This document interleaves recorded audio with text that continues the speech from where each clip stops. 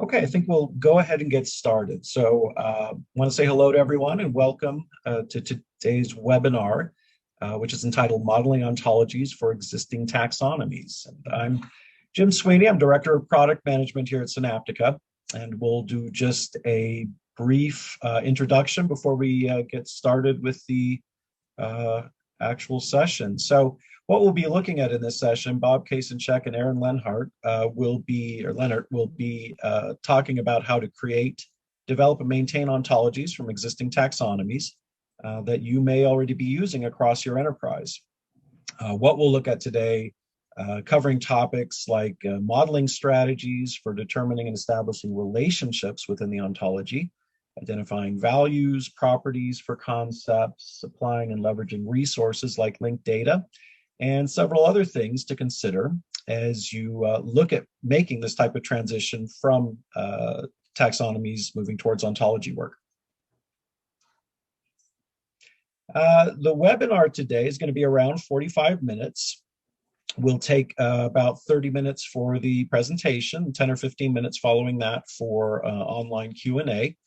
We'll be doing the Q&A through the Zoom interface. There's a Q&A button, and we'll try to get to as many of those as possible during or towards the end of the presentation itself.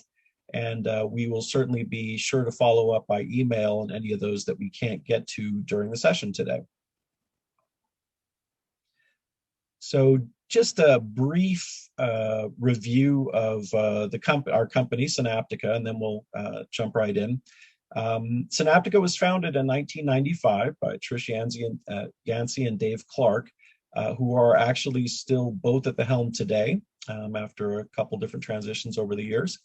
The business's original mission was to construct highly specific taxonomies of thesauri for companies looking for better ways to organize, categorize, and share their information.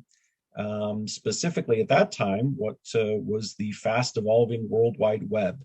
But of course, very quickly they realized that what they needed was a specialized tool to do this type of work. And because it was 26 years ago, they had to build it. So what we ended up with out of that was our initial product, KMS, which stands for Knowledge Management System, as a taxonomy management tool. And actually continues to be used within many organizations to this day. Several years ago, we introduced an RDF graph-based taxonomy ontology management tool called Graphite, and we'll be seeing some examples from that in the session today.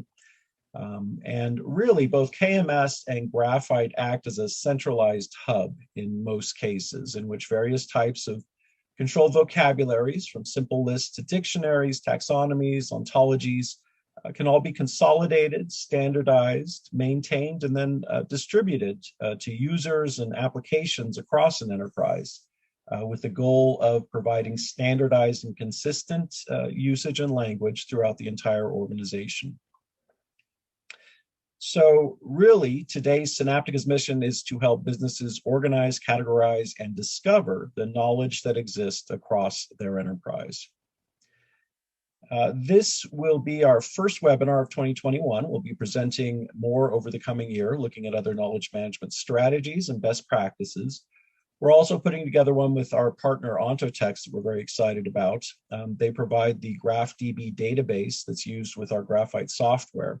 And in that, we will take a special look or focus on some of the great advantages, tools, and features available when you're using an RDF-based triple store graph database for managing those taxonomies and ontologies.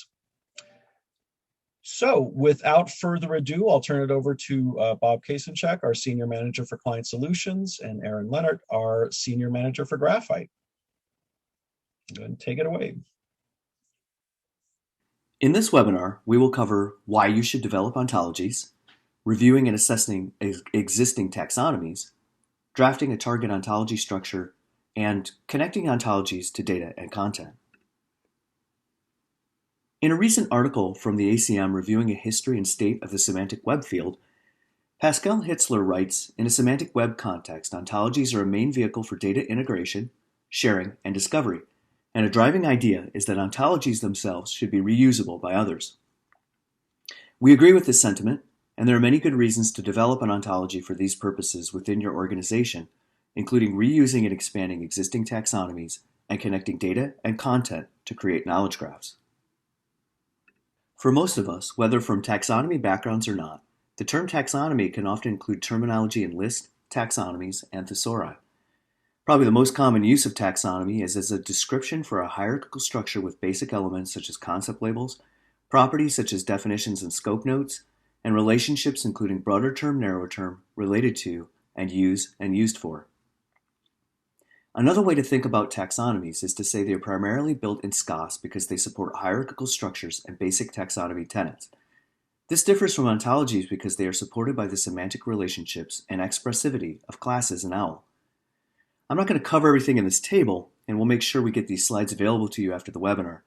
But one of the main features distinguishing ontologies from taxonomies is their inclusion of classes, allowing for rigorous constraints of properties and relationships. An ontology is the combination of the definition of the schema, including class types, property types, and relationship types, together with the specific concepts, classes, and named individuals present in a taxonomy. A taxonomy can define the concept labels and attributes, but it is not always defined in standards such as RDF, or the Resource Description Framework, which is a framework for describing resources for web use and portable data interchange, or another definition is a syntax for expressing directed, labeled, and typed graphs. By populating a semantic structure defined in an ontology with concepts from a taxonomy, we include both the agreed-upon business terminology and the semantically capable structure used to express it, merge it with other ontologies, and then share it. Bridging the gap between taxonomies and ontologies allows us to do several things. We can create a better representation of and between domains of knowledge. We can bridge heterogeneous information sources, especially based on standards. We can merge and share ontologies using standard portable formats like RDF, OWL, and SCOS. We can perform axiomatic reasoning, graph traversal, and inferencing. We can especially include custom relationships and classes. And ontologies really are the foundational layer for enterprise knowledge graphs. When using a taxonomy, or taxonomies, as the basis for your ontology project, you may be engaging in one of two types of activities, or more likely, a combination of both. In one case, you may have a taxonomy expressed in strict hierarchical relationships that you want to expand into an ontology to be able to include more specific relationships between concepts than you can allow in a taxonomy. Ontologies require and allow greater specificity of relationships between concepts. Many taxonomies, including taxonomies found in web navigation and e-commerce contexts, as well as some kinds of topical taxonomies, group concepts according to topic, which is a loose way of associating related concepts that someone may be, say, browsing for on a website in the same branch. The example shown here is a fragment of a hierarchy of terms associated with skiing, including different kinds of skiing, like downhill and cross-country skiing, as well as, in the same branch, ski equipment and ski apparel. While this structure makes sense in some contexts, in an ontology we have the ability to define the relationships between concepts more specifically, that is to say, in a more semantically expressive way. We can say that ski equipment and ski apparel are used in skiing, while downhill skiing and cross-country skiing are types of skiing, and make that distinction. This small example worked as an ontology is shown in the small graph structure on the right.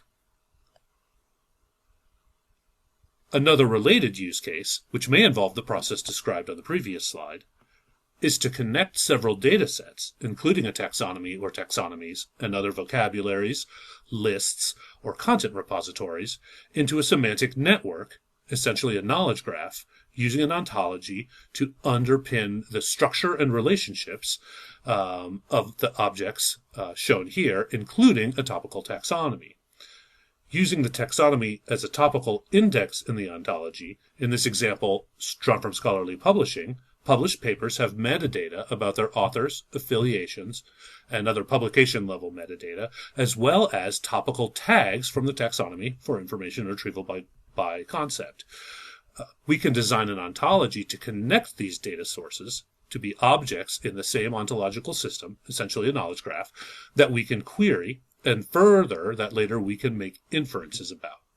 So in this model, the topical taxonomy is used to characterize the content, and the ontology is the upper-level structure that uses the topics to connect papers and papers to authors inferring the topic. That is to say, if I'm an author who wrote a paper on a certain topic, I am now associated directly with that topic as an author. And then using other publication-level metadata to create a queryable graph structure so that I can ask questions about my data.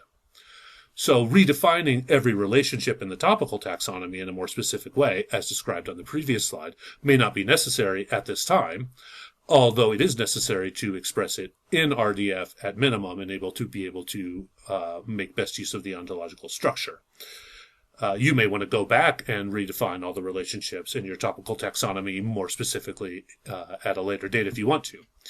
Again, this is essentially a process to build a knowledge graph using a taxonomy and an ontology as the underpinnings for the graph. And Ahren will talk a little bit about this later. Let's talk a little bit about getting started. Starting an ontology project can be very daunting. There is a lot of planning and a lot of modeling involved. And that's the easy part. In addition, it may be required to access, clean, and normalize various data sets and data from a lot of sources, which may have different business owners and therefore require buy-in and permission levels from various places and departments or groups in an organization, because that's the data that would be useful to collect and analyze for your ontology. To avoid being overwhelmed, to avoid trying to build everything at once and solve every problem at once, a good practice is to select a specific business case or a question that you need to be answered and model the data, which includes gathering and cleaning and normalizing and loading it as well as modeling, the data that you need to solve a specific problem. So you're not trying to solve every problem and connect every system across an organization. Once you have a model system up and running that you can query and produce results and show the value of building the ontology, then you can extend your ontology to other areas in the enterprise. Indeed, one of the basic principles of ontological systems is that they are extensible. So taking the tact that it may be useful to start with a specific question, kinds of questions that you might want to answer might be in knowledge management context. Where is the company's ethics policy? How do I find it? And who do I contact about a suspected violation or to make an update to that document? In a research environment, it might, or publishing environment, it might be something like how many papers on any topic in mathematics or physics or some category that represents a part of the tree in my hierarchy of topics in my taxonomy did we publish last year by at least one author from Harvard.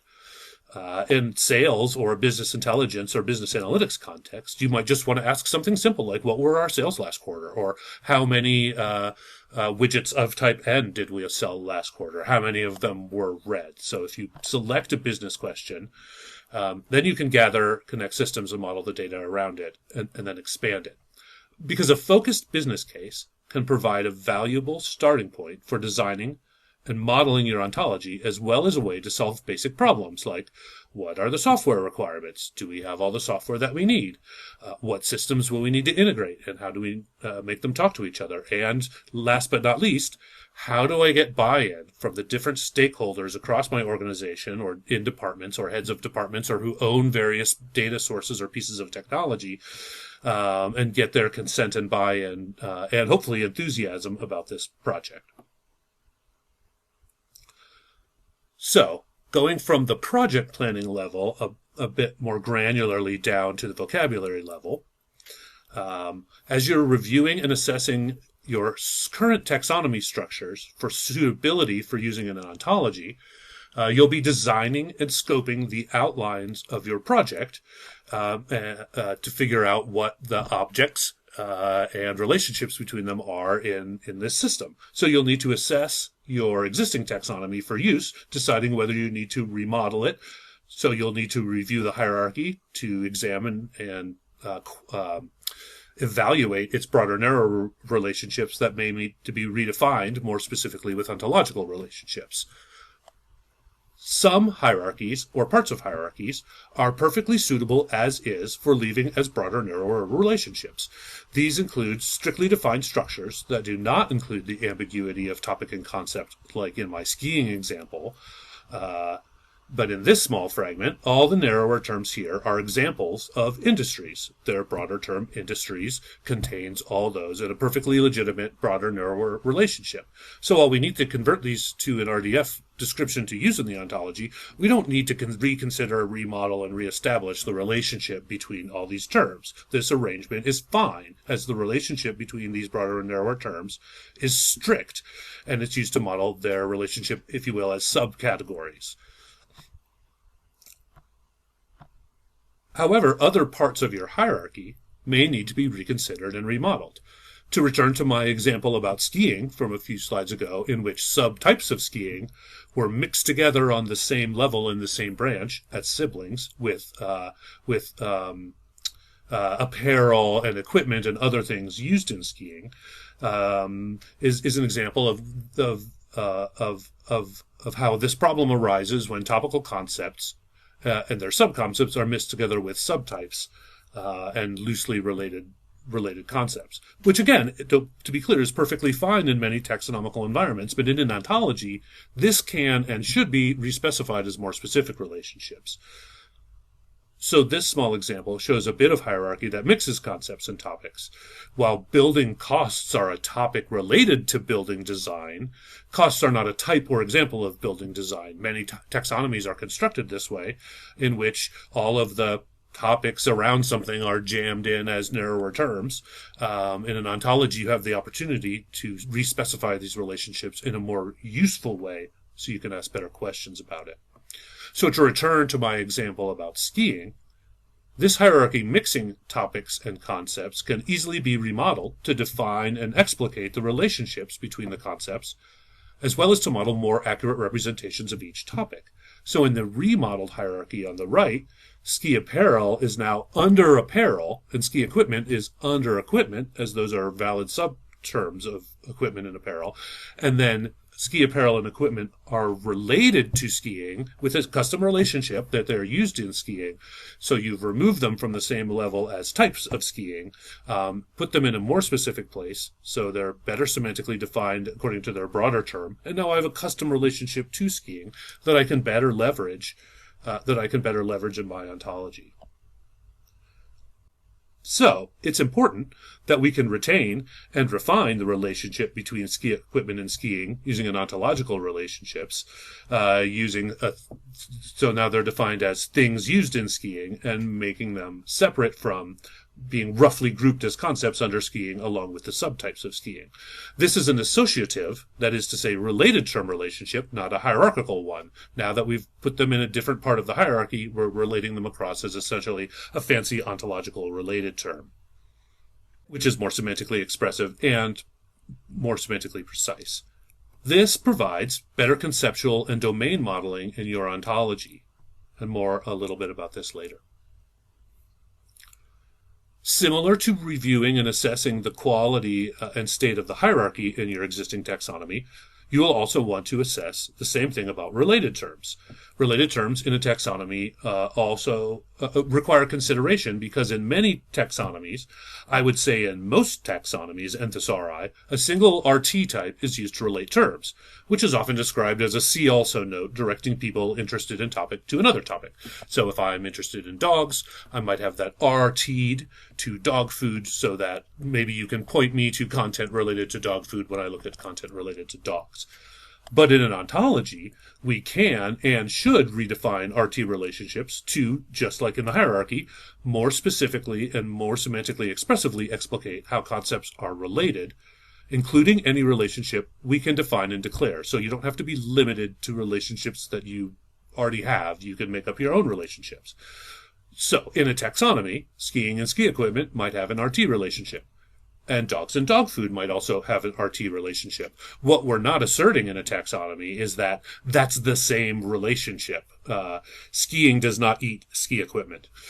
So that RT is a generic RT, which really isn't doing any semantic work except to point these terms reciprocally at each other. There's no meaning attached to the relationship. In an ontology, now we can say that dogs eat dog food, and the reciprocal, dog food is eaten by dogs, and that ski equipment is used in skiing, and skiing uses ski equipment.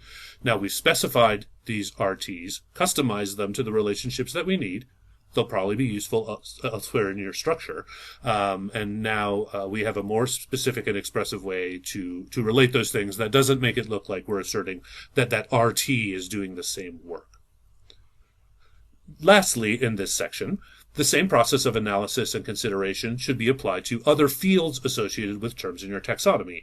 That is to say, attribute or property fields associated with a term, not to other terms in the hierarchy, but to other strings that you could associate with the term, like definitions, scope notes, URL links, linked data sources, and accession numbers, unique ID numbers, all the other things that you associate with a term in your taxonomy that's not another term, that are living in fields. In an ontology, we again have the opportunity to decide what to do with these in our new model.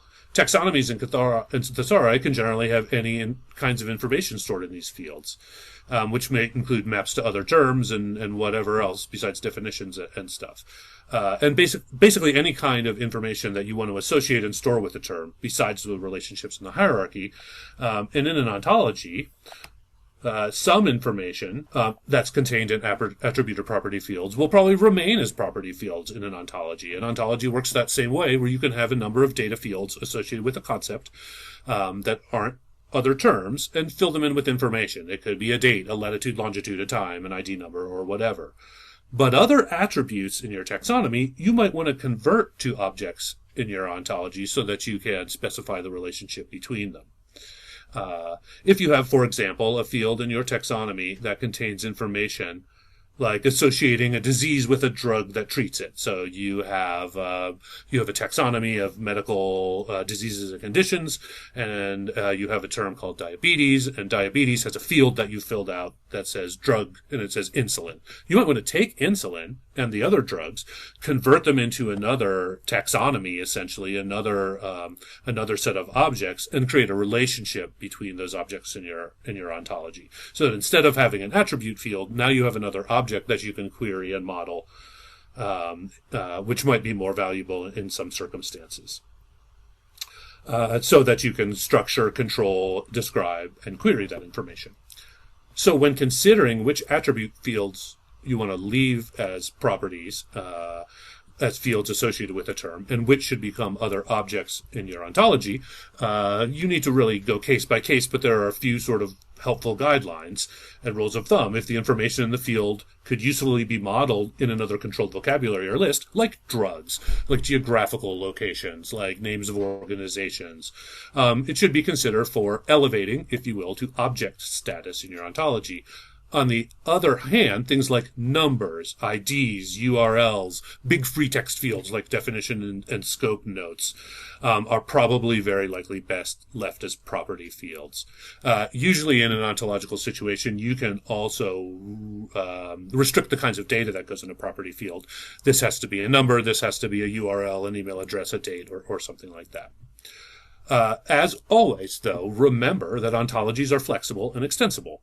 So you can always remodel this information later if it suits a new business case or application. So maybe you want to leave insulin in a field because you're not using the list of drugs, but you can always plan later to remodel the ontology, move that into another scheme of objects, and relate them over to your diseases at a later time. So it's great to remember that you can always go back and remodel and extend things in an ontological situation. So as an example, in this screenshot from MESH, the widely used medical vocabulary describing diseases and conditions, shows that on the right-hand side of this screenshot, there are a bunch of fields with information associated with the selected term cardiovascular abnormalities. An ID number, there's a URL, you see a scope node, and there's some concatenated IDs and other MESH stuff, not associated with another object or term in the vocabulary, they're just values in a field. So in an ontology, you have the means to name, model, and constrain the data types in these fields to hold any type of information not associated with other terms or objects in the structure.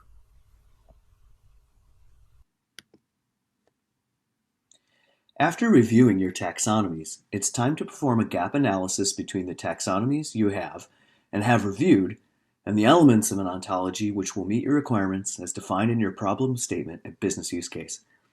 There are structural elements from your taxonomy analysis which will need to be included in the ontology. So, identify and develop domains of coverage from existing taxonomies and identify which domains still need to be covered. Identify and plan additional properties and relationships. Some of this work comes out of your analysis determining what is a concept, what is an attribute, and what is a relationship. You may very well blow apart your taxonomies into different structures once you have the ability to include them in ontologies. Identify and plan classes.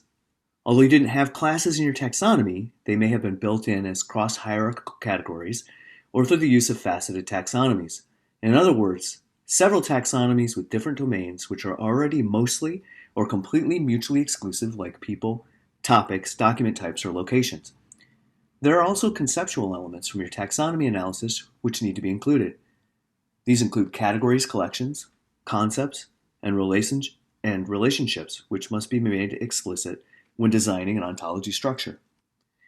What exactly is a domain? It's an area or several areas of knowledge you want to cover with your ontologies and populated taxonomies. There will likely be domain gaps in your existing taxonomies, either because they are underdeveloped or were never developed at all. Ask what domains need to be covered and what gaps exist. Once you know what areas of coverage are missing, you can determine whether these domains can be developed internally or if they can be covered or at a minimum supplemented by publicly available ontologies and taxonomies. An existing upper ontology might be useful for use across domains because they are meant to include properties and relationships for general use. A more specific domain ontology will provide details for the areas you wish to cover in your representation. Some good sources for taxonomies and ontologies are Bartok and the linked open Data Cloud. So, for example, in our sample organization taxonomy, there are different areas of coverage mixed into one faceted structure. To build out nodes like industry or transport, entire existing vocabularies like the North American Industrial Classification System could be used. As the domain work continues for coverage, you may identify other areas of need like geography, engineering, or whole schemes dedicated to vehicles. It will become clear why these should be separate schemes as we identify properties, relationships, and classes. Properties are the attributes associated with a concept. Relationships describe the nature of the connection between concepts. As with domains, identify properties and relationships, especially those which don't exist in your current taxonomies or perhaps replace existing concepts or attributes which make more sense as relationships between concepts in the same or separate schemes.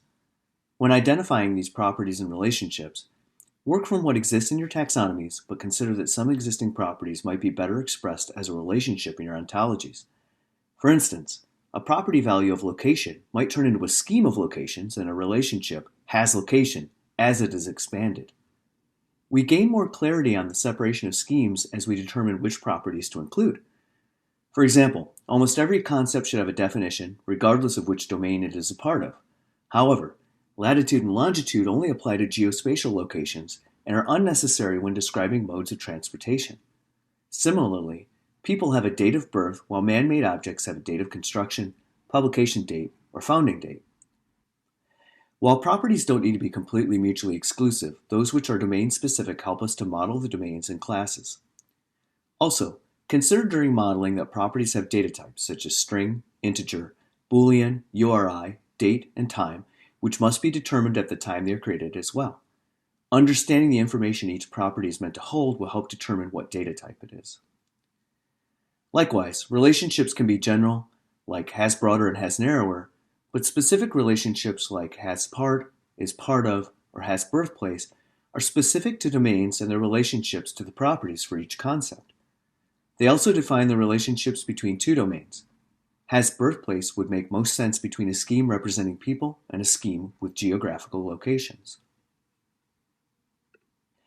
As with existing domain coverage, consider existing properties and relationships coverage. For example, the standard set of SCOS properties and semantic relations provide a starting point for the basic needs of a vocabulary modeled in SCOS without the need for custom creation of properties and relationships. While SCOS may not fit every need for your developing ontology, it will definitely provide a standard basis from which to work. Regardless, simply moving a taxonomy from a spreadsheet to a tool in which the taxonomy can be modeled in SCOS is a huge step forward to getting to an ontology. In addition to existing publicly available properties and relationships, you may need to define your own specific to your domain and organization.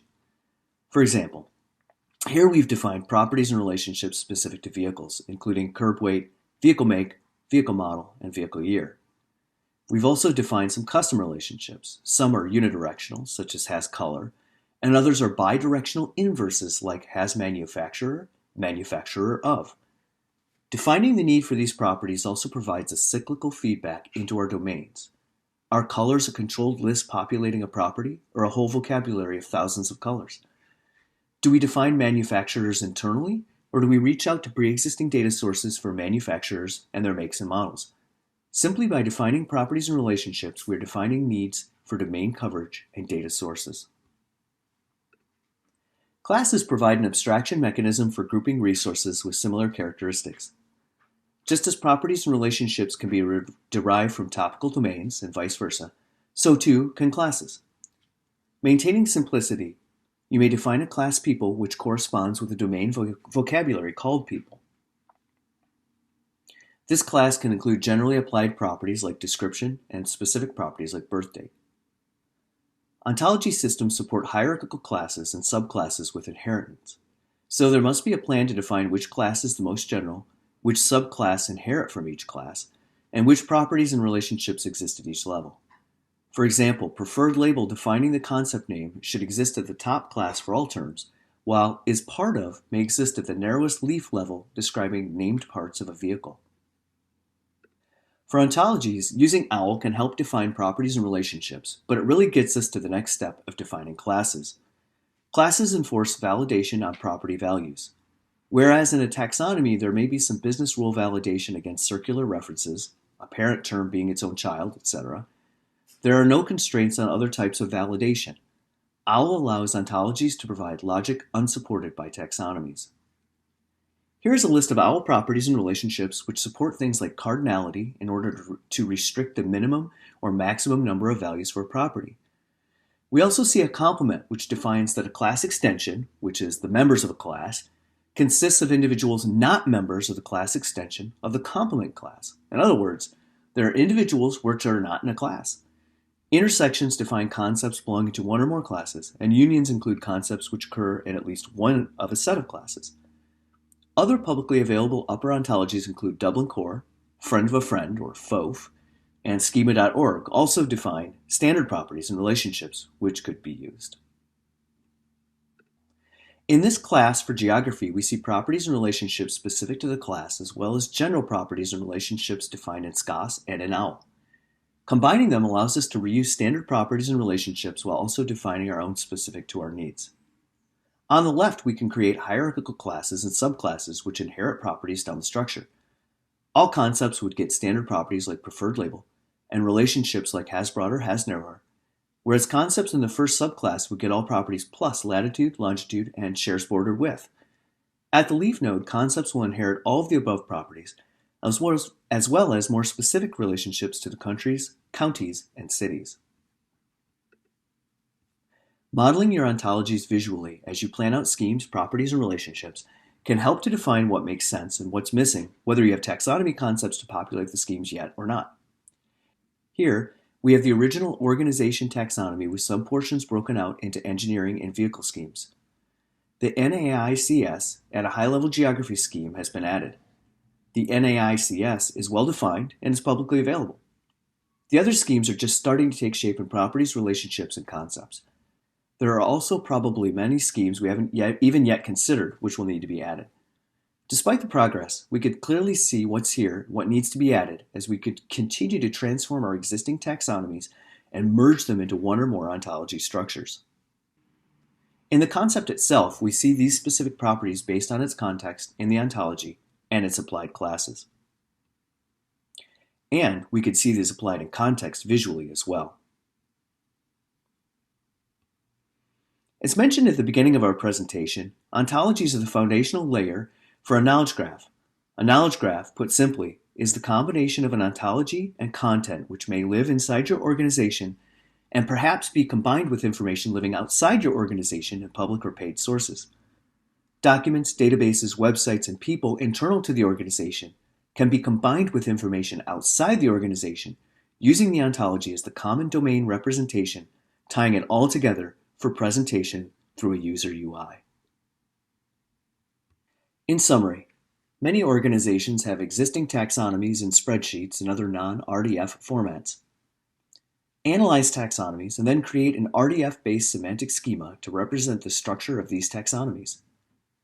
When the schema of the taxonomy is expressed in RDF and the schema is populated with specific instances of classes, concepts, properties, and relationships, then you have a complete domain ontology. Ontologies provide portability and machine readability based on standards. Ontologies also provide the basis for enterprise knowledge graphs encompassing other internal and external reference data and content metadata.